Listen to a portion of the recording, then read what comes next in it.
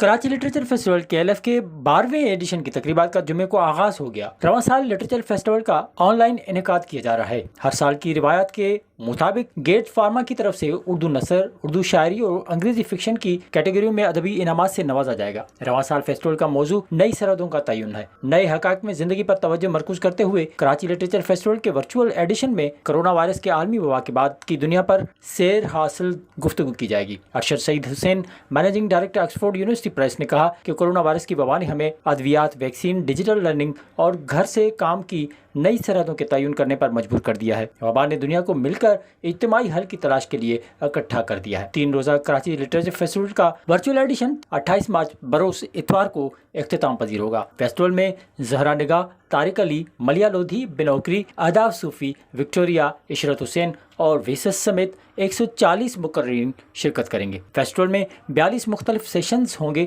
جن میں بحث و مباحثہ، بات چیت، اردو اور انگریزی زبان میں مشاعرے، کتب کا اجرا اور کووڈ-19، سائنس فکشن اور کرنٹ افیئر جیسے موضوعات پر مطالعہ وغیرہ شامل ہے۔